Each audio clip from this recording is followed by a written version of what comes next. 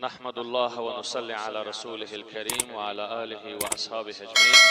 عزیزان دل، بینندگان گرامی، 65مین اسم از اسمای حسنای پروردگار که الواجد یعنی یابنده، ذاتی که هر چیز در پیشش باشد، هر چیز پروردگار در پیشش پیدا میشه، هر نوع امکانات پیش الله هست، ایجاد میکنه. کسی که هنگام غذا خوردن خصوصیت و فضیلت و تأثیری الواجد، همین اسم خدا چیست؟ هر کس که در هنگام غذا خوردن، در وقتی که غذا میخوره، یا واجد را بخوانه او بسم الله علی برکت الله خواست یا بسم الله الرحمن الرحیم خواست، او را میگی و این اسم الواجد هم بخوان و این غذا را نوش جان کن. چی تاثیر داره؟ باعث قوت و نورانیت قلبت میگرده.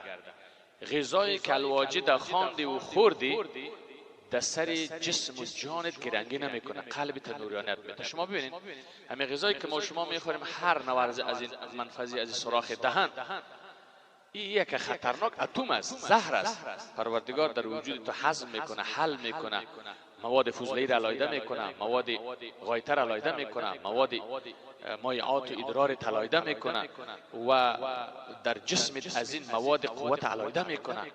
شما ببینید اگه اندک یک چیزی تصفیه نشده، اگر در احلال در ادرار بیاد، دادت در هوا میکشه. بنابراین اگر خواست همین غذا در وجودت نورانیت قلبی ببخشه، قوت ببخشه، الواجد را بخوان بعدا بخوان و بیماری هایش برطرف خواهد گردید. دیگه چیز؟ بیماری هایی که در وجودت هست، بعض غذاها به تو نمیفارد، بیماری های تعالی برکت نامش خونسا میگردن. دوم ویژگی و خصوصیت الواجد، کسی که در تنهایی اسم را بخواند ثروتمند خواهد گردید. در یک گوشه در یک کنار پیش خود الواجد ذکر کرده برید، به کثرت ثروتمند و مالدار انشاءالله خواهد میگردند. این چند شد؟ دو. سوم، کسی که اسم را بسیار بخواند قلبش مستغنی میگردد، استغنای باطن نصیبت میشه. ولمی ملت امروزی کمی تو ورخطاست و همیشان خطاست، استغنای باطن نداره، توکل باطنی نداره، رشوت اینا میخوره، دزدی این ملت میکنه، ناروایی ها از هر آدرس حرام در خود دنیا جمع میکنه، چون استغنای باطن نداره. دنیای قارون هم داشته باشی، استغنای باطن نداشته باشی، تو فقیری. بینن اگر خواست هر کس برش استغنای باطنی پیدا شود، استغنای بایی قلبی پیدا شود، این اسم را بسیار بخوانه. بهترین یک روح بخش است کسی که استغنای باطن داشته باشه. اگر کسی استغنای باطن نداره، هر روز عذاب میکشه. تو خوب دکانداری کردی عذاب میکشد، تو پیسه پیدا کردی عذاب میکشد، تو رشد هم کردی، چون استغنای باطن نداره حسادت میکنه باطن. چهارمش، کسی که اسم را بخواند انشاءالله از ظلم ظالم و ستمگران در امن میماند. ظالما سر ظلم کردن نمیتونه. اسم الواجد را بخوانید، از ظلم ظالمان، از ستمگران در امن و امان میمانند. 66مین اسم پروردگار الماجد. الواجد خصوصیتش خلاص، الماجد هم اسم الله هست، یعنی مالک و بزرگ و با عظمت. مالک بزرگ، ذات بزرگ و با عظمت. معنای ماجد همی است. کسی که اسم را بخواند و بر آب بدمد، امی الماجد بخواند، در گلاس، در آب، در جک، در آفتابه شف بکند. این را که خواند و شف کرد، به شخص بیمار بنوشاند، بیماریش برطرف، صحتمندی به جانش میآید. هر کسی که الماجد را بخوانه و شف کنه در لیوان آب، در گلاس یا در جک یا در جام، هر چی که به او آب میگیرین و بیمار بنوشاند، بیمار بنوشد، تندرستی به جانش میآید، بیماری از جانش میرود. یک خصوصیت. دوم خصوصیت الماجد، اسم را به شربت، به شیرینی، به نوشابه، به شربت شف کرده شود، خوانده شود، به بیمار نوشانده شود. این طریقش هم الله متعال بیمار برکت اسمش شفا میده. خصوصیت سیوم الماجد، کسی اسم را به کثرت بخونه، همیشه الماجد ذکر کرده بره، نه در نگاه مخلوق، در چشم ملت، در چشم مخلوق معزز و محترم میگردد. انسان با عزت، انسان محترم با چشم وقار و بزرگی مردم میبینه، نه با چشم تحقیر و توهین. 67مین نام الله الواحد، الواجد، الماجد، الواحد. الواحد یعنی یکتا و یگانه. خدا یکتا و یگانه است. کسی که اسم الواحد را روزانه 1000 مرتبه بخواند، الواحد الواحد الواحد 1000 مرتبه روزانه بخواند، ان شاء الله محبت و خوف مخلوقات از قلبش خواهد رفت. اینمی انسان باید به خالق محبوبیت داشته باشه. چی مانا؟ ما باید خالق و رسول و دین خدا نسبت از دیگران زیاد دوست داشته باشیم. اگر خواستی که محبتت با خدا زیادتر شود، با خالق زیاد شود، الواحد را روزانه 1000 مرتبه بخوان. و اگر از مخلوق که میترسیده باشی، خوف مخلوق از دلت برد، 1000 مرتبه بخوان. یعنی اگر خواستی از مخلوقات هراس نداشته باشی، دلت نگرانی خوف ملت و مخلوق نباشه، واحد را 1000 مرتبه روزانه بخوان، خوف مخلوق از قلبت میبرد. دوم، کسی که صاحب اولاد نمی باشه، ازدواج کرده اولاد نداره بیچاره، الواحد الاحد، الواحد الاحد اینمی را نوشته و پیش خود نگه دارد، ان شاء الله صاحب اولاد صالح میشه.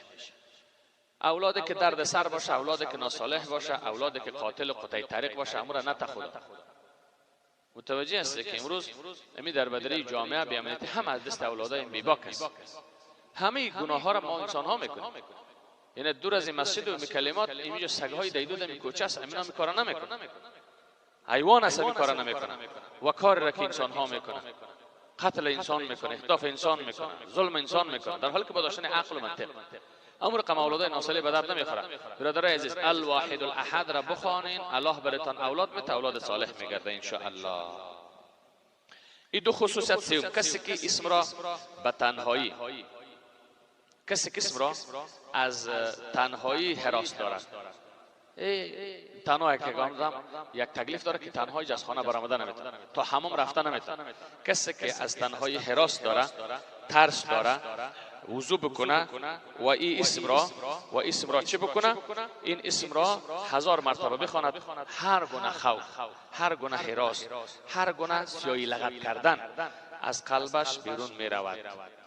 بسیاری در خواب شب میترسه، در تنها بودن در یک خانه میترسه، در تنها برآمدن میترسه، سیاهی لغت میکنه. الواحد الاحد، الواحد الواحد را بخونه، اما ترس از قلبش بیرون میشه. الواحد الاحد، 68مین اسمی از اسمای نیک الله الاحد است. احد یکتا و یگانه، این هم معنیش یکتا و یگانه. رسول الله یک ویژگی را که دیگه تکراری است، یک ویژگی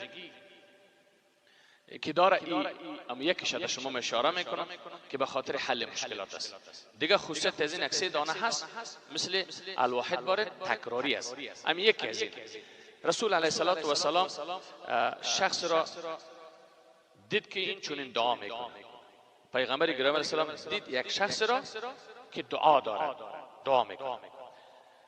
او دعا چی رقم است؟ اللهم انی اسألک بأني أشهد أنك أنت الله الذي لا إله إلا أنت الأحد الصمد الذي لم يلد ولم يولد ولم يكن له كفوا أحد. این شخص خان رسول گرامی دید. رسول علیه السلام فرمود این شخصی که این دعا را خوانده، به اسم اعظم یاد نموده خدا را، به توسط این دعا خواسته ها و آرزوهاش برآورده شده. ببینید، اللهم انی اسألک بأنی اشهد انک انت الله الذی لا اله الا انت الاحد الصمد الذی لم یلد ولم یولد ولم یکن له کفوا احد. پیغمبر گرامی علیه السلام تایید کرد، تثبیت کرد، وکی کرد که هر آرزوهای همین آدمی خواننده همین کلمات که از این فهمیدیم الاحد الواحد صمد، بعضی روایت ها گفته اسم اعظم است. در امین دعایش آرزوهای برادر برآورده شده، الله آرزوهاش برآورده میکنه هر کس همین دعا را بخونه. و بعضی خصوصیت دیگری هم که فرق داره با از الواحد، سیت دیگه هم او را پیدا کردم، شما را میکنم. کسی که اسم را بخواند از ظلم ستمگران محفوظ میماند. این چند شد؟ دو. سوم، کسی که اسم را 9 مرتبه بخوانم الاحد الاحد الاحد 9 مرتبه. و بعد از خواندن پیش مسئول، پیش حاکم برود، معزز و با سرفرازی و با دعوای کامیاب آمیز پس از مجلس حاکم میبراید. چهارم، اگر بر شخص مار گزیده، یک کسی را مار گزیده، کژدم گزیده، زهر به وجودش در آمده، زهر نمی حیوانات گزنده مثل مار، 101 مرتبه الاحد را چه الواحد الاحد الواحد الاحد الواحد الاحد 101 مرتبه بخوان و بر او بدم، شخص مار گزیده تندرست و حتما خواهد